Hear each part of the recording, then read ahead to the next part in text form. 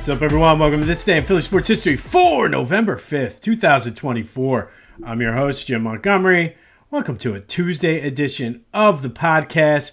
It is Election Day. It's also time for a little positivity / motivation. And honestly, we're going to talk about voting today. And honestly, go out and vote. It is the most important thing you can do as an American citizen. Quite frankly, I don't care who you vote for, who you support, but your vote does matter. So get out there and vote and be educated. And this is something that I think doesn't matter what side you're on. Do your research. Just don't go in there blindly and vote. I see it all the time. You talk to people and they're like, I'm a Republican, I'm a Democrat, and blah, blah, blah, blah, blah. And that's who I'm voting for. And then you talk to them and what they believe and what their values are don't align to who they're voting for. So go be educated, do some research. I did something back when I was teaching 16 years ago. It was when I was in North Philly, and it was the first Obama election. I believe it was against, I forget whether it was McCain or Romney. I think it was McCain he ran against. It may have been Romney, either way. And obviously, if I did a mock election, I knew who all of the 8th graders would have voted for. Makes sense. It wouldn't have been a good teachable moment. So what I did was I asked them things that were important to them, their core values and policies and whatever, because they're 8th graders and they were soon to be in high school and they had some very strong opinions one way or the other. So I made a list and then I did the research for them. And then I broke it down. I forget what I called them, either candidate A, candidate B, or whatever it was, and just outlined what their candidate stood for those policies that they picked. A couple of the smarter ones did the research on their own, which to me as a teacher, that was the ultimate goal. But they voted for Obama because that's who they wanted to vote for. But they did the research on it, so at least I got that. But the ones that didn't do the research, many of them were pissed off and surprised that they voted for the other candidate. And to me, it was a perfect teachable moment. And I feel so many of us do that. Do your research. Know who you're voting for. But pick whatever is important to you and vote for the candidate that best represents that. You might be surprised. Because like I said, I talk to so many people that are like, I'm a Republican. And then they start spitting out this, that, and the other. And yeah, that's what you believe, but that's more in line with Democrats or vice versa. And it just infuriates me that people go out there and make decisions based on either their, and I feel in the past couple elections, it's been their dislike for specific candidates. And you can't do that. That's not the way it's supposed to work. You're supposed to vote for the person that represents what you believe in. So go out there today and make educated decisions. And honestly, vote the entire ballot. Do your research because, quite frankly, a lot of the stuff that happens locally and at a state level is going to have far more impact on you than who wins the presidency. So vote in your, whether it's for city council, township controller, township board, whatever you have, vote for those people. Those are the ones that are going to impact your day-to-day life more than what whoever wins the presidency will. So be sure to vote in those local elections. And like I said, just do the research and be smart when you're out there. Because much like your fantasy football team, honestly, nobody cares who you vote for. Just like I don't care if you lost your fantasy football game by 1 point or this guy got hurt, just as much as you don't care about mine. So don't be stupid. We don't need fights. We don't need violence. We don't need this. Because at the end of the day, nobody cares who you voted for. That is your decision. That is your thing. So be smart out there in more ways than one. Do your research.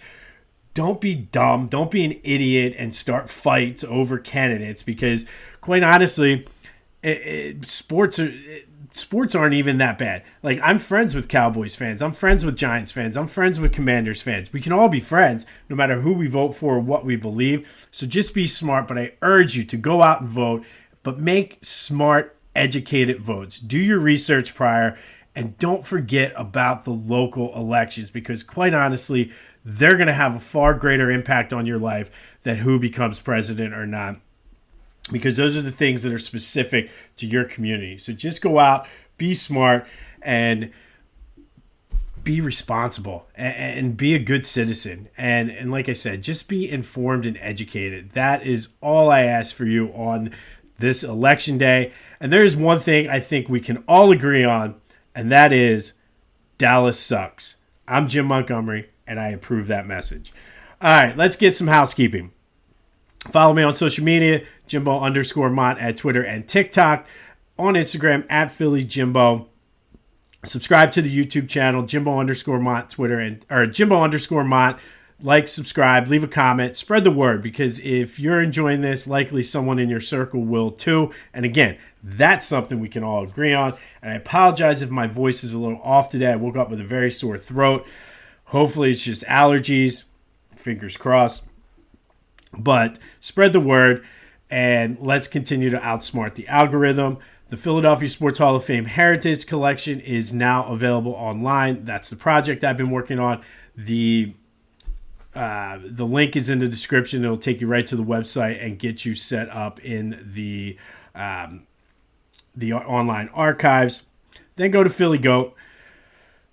They have, of course they do, they have Saquon Barkley shirts. So if you want to celebrate Saquon's big game against the Jags, Philly Goat's got you covered. I've been telling you about the backpack coolers that they've teamed up with Varsity Coolers on. So go to Philly Goat, get some early Christmas shopping done, and use the promo code Jim Montgomery to take 10% off of your order. Then be sure to check out my boys over at the Clashing Conferences podcast. Lots of good things going on over there. The college episodes will start kicking off this week, so stay tuned for that. It should be a lot of fun. College basketball kicked off yesterday. Everybody in the Big Ten or Big Five won. I won a nice little money line parlay on that. I was too nervous to take the spreads on that, but basketball is underway. Clashing Conferences. Be sure to check them out. That is available wherever you get your podcasts, as well as on YouTube. All right, so let's get into the Eagles, kind of put the bow on Jacksonville, and then kind of look ahead to Dallas. Let's start with a recap of yesterday's question of the day. I asked you, who was the GOAT of the game? 71% of you said it was Saquon Barkley. No arguments whatsoever for me on that one. He had a monster game, and it seems like he's won 3 or 4 of these already this year. Then Jalen was second, and then Nakobe Dean did get a few votes. All right, today is the trade deadline. Will the Eagles be active? I'm not sure. I'm not even sure which way they're going to go. Bryce Huff didn't get a lot of snaps, so could he be a possible trade bait for the Eagles? We'll see. 4 o'clock today is the trade deadline. And like I said, let's put a bow on Jacksonville here with some final thoughts. The Sirianni thing, I think hopefully that will get better. And I know a lot of folks more people came out in support of Sirianni than what I anticipated and expected yesterday. I just think you got to be smart and play with more, or coach with more situational awareness there. You could have just put that team out and you let it go, but we'll see. Hopefully he does not become a liability moving forward this season, but this has been a story for a lot of the games this year, so let's hope that he can get it together and just be more situationally aware.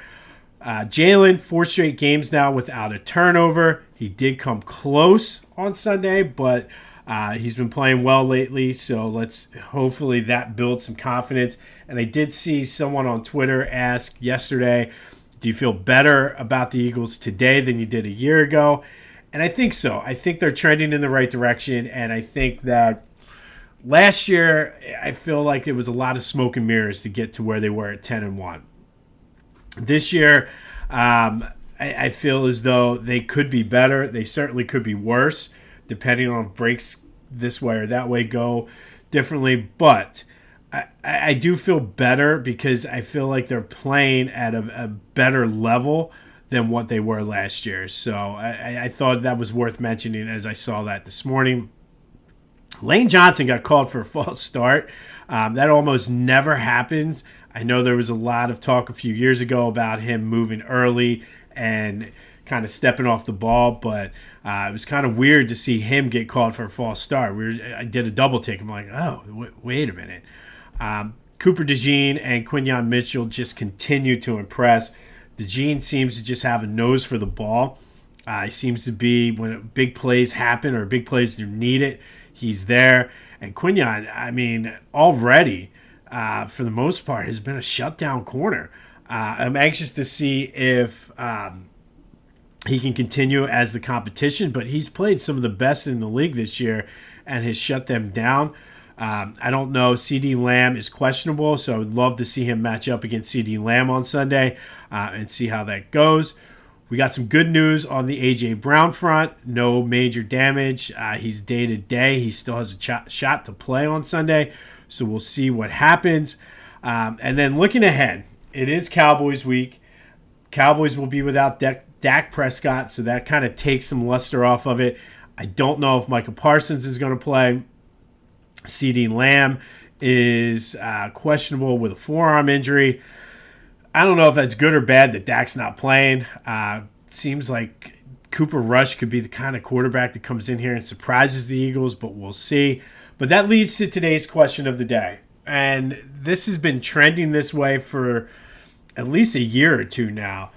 But has the luster been lost in the Eagles-Cowboys rivalry? I feel like there's ebbs and flows always in this rivalry going back to when the Cowboys first came in and then kind of was dormant there for a while until Buddy Ryan, kind of carried through the 90s and then into Andy Reid. But it's just kind of like one of those things right now. It's like, it's Cowboys week. It's a division game, but it's just doesn't have the same juice. So my question to you, has the Eagles-Cowboys rivalry lost its luster? They're not on Sunday Night Football at all this year, so the NFL sees it.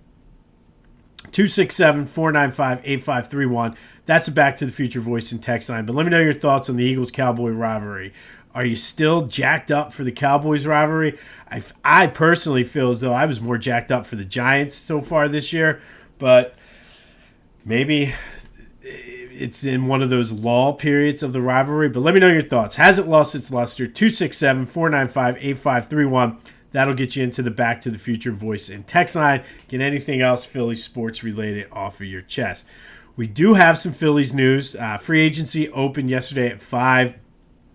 Lots of talk about whether they're going to spend big money, and we'll see. I don't know.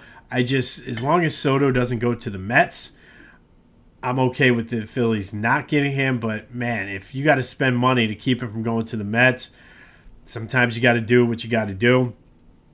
But the big story for the Phillies yesterday was Dick Allen was one of 8 players named to the Hall of Fame Classic Baseball Era Committee ballot. He needs to get 75% or 6 of the 8 votes in order to be inducted. So committee, do the right thing. Put Dick Allen in. He's arguably the best player that doesn't have a PED scandal associated with him, not in the Hall of Fame. So do the right thing. Put Dick Allen in. It's a shame he won't be alive to see it, but come on, do the right thing. I have the Dick Allen autograph over my shoulder next to the Eagles mask. One of the greatest in Phillies history and very deserving of being in the Hall of Fame. So committee, do the right thing. I think that vote is early December, so we'll keep you posted on that as it comes about. Sixers lost a close one in Phoenix, 118-116. Did not stay up, full disclosure here. Didn't catch any of this game, but they led by 5 late with like 2 minutes or so left and then couldn't hit a shot. Same story as it's been all season, not being able to get shots when they needed it. Paul George did play, struggled a bit. You could tell he had been off. I think he had like 15 points, but the team did look more coherent and fluid with him on the floor. So hopefully that's a sign of things to come, especially since we'll probably find out later this week how many games Joel is going to be suspended for. They are in L.A. Paul George's homecoming tomorrow. No word yet on whether Joe's going to play or not.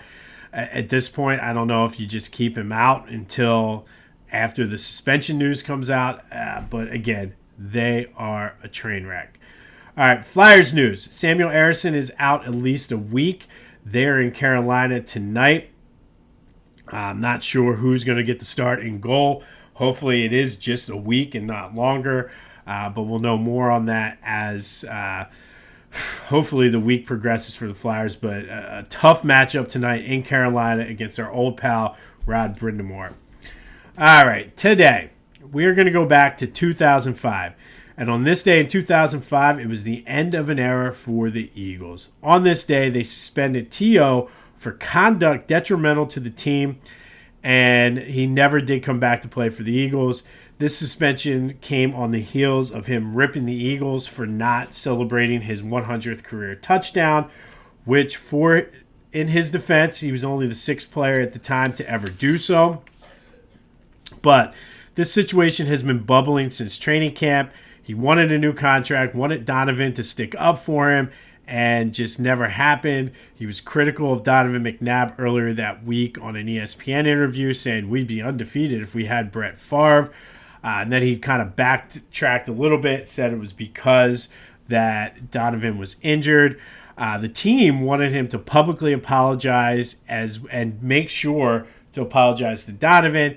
He read a prepared apology statement and conveniently left off the McNabb part, and that is ultimately was the final straw for the Eagles. They suspended him, never came back, and the beef, like I said, it all stemmed from him feeling Donovan didn't have his back. If you remember, they started that season with them not talking, but man, what could have been if the egos of both of these guys could have just learned to coexist. But on this day in 2005, the Eagles suspended Terrell Owens for conduct detrimental to the team, and he just never came back to play for the Eagles. And it's a shame because, man, when he was there, they were phenomenal.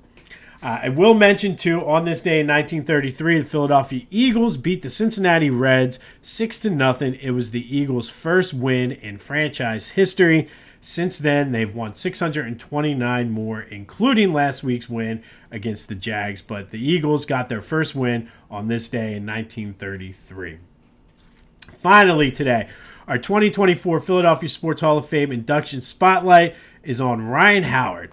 And the big piece was such a vital part of that 2007 to 2011 Phillies run. Spent 13 years total in Philly, won the 2005 Rookie of the Year, the MVP in 2006, also won the Home Run Derby that year, made the All-Star team 3 times, led the majors in homers twice, including 58 in 2006, which is a Phillies team record. Led the majors in RBI 3 times with 140 or a high of 149 in 2006. Hit 40 homers 4 times, 100 RBIs 6 times. His all-time Phillies ranks, he's second in homers and intentional walks, third in RBI and sacked flies, fourth in extra base hits, fifth in total bases, seventh in walks and slugging percentage, 10th in doubles. And the crazy, scary part to think about Ryan Howard is he could have had 2 to 3 more productive seasons in his prime, but he was playing behind Jim Thome, who was the big free agent signing that the Phils used to open up Citizens Bank Park. So just imagine if he had those extra 2 years, what his numbers could have been. Likely would have gotten the 500 home runs, would have had an outside shot at breaking Mike Schmidt's team record, 548. But at one point in his career, he was on a Hall of Fame historic pace that was only Babe Ruth had. So that's just how good Ryan Howard was in his prime. Unfortunately, he was never the same after the Achilles injury, after the 2011 season. And it's a shame because he was a nice guy. Just one of the most phenomenal pure power hitters to ever play the game. His swing was so sweet. And man, if that injury never happened, who knows what could have been. He did win the 2008 World Championship. And all of the stuff I said to me does not tell the entire story for Ryan Howard. There was a narrative out there at one point that he was not clutch. He struck out too much. And this, that, and the third. And here's his postseason numbers: 259, 8 homers, 33 RBI in 46 games. Not great, but not bad by any stretch of the imagination. But he had 286 with 3 homers and 6 RBIs in the '08 World Series, which the Phillies won. He was the MVP of the 2009 NLCS. He hit 333, 2 homers, 8 RBIs with a double and a triple. Game 4, probably the most iconic to me Ryan Howard moment, was when the Phillies were down and he said, "Just get me to the plate, boys." And got him to the plate. He hit a 2-run double, then scored the game-winning run. And I've said this, I will go to my grave saying this: Ryan Howard is the most underrated, underappreciated athlete in Philly sports, but on November 7th, he gets his due as one of the greatest to ever play in the city of Philadelphia when he's inducted into the 2024 Philadelphia Sports Hall of Fame induction class. I say it all the time. Him and Donovan, very underrated, very underappreciated in Philly for whatever reason. But Ryan Howard is today's 2024 Philadelphia Sports Hall of Fame induction spotlight, and he will get inducted on November 7th along with his teammate Chase Utley. Looking forward to it on Thursday night down at Live Casino. But Ryan Howard, the big piece, is today's inductee spotlight. On this day in 1933, Eagles got their first ever franchise win. And then in 2005, they suspended T.O., the end of an era. It only lasted a season and a half, but when him and Donovan were clicking, there was few combos, I think, that could have put up historic Hall of Fame type numbers, won multiple Super Bowls if they could have just let their egos coexist. I support Donovan by all means, but I feel like all he had to do, even if you didn't believe it, I've said this, just say, pay the man. Pay T.O. his money. You don't have to believe it. You don't have to go to Andy Reid and say you need to pay him. Just publicly say it, and that would have kept T.O. happy, and who knows what could have been. We'll have more on the Eagles-Cowboys as the week progresses, but has that rivalry lost its luster? 267-495-8531. That is the question of the day. What will Howie do by the trade deadline today at 4? Will we get any Phillies hot stove news as free agency is open? Who knows? But most importantly today, go out and vote.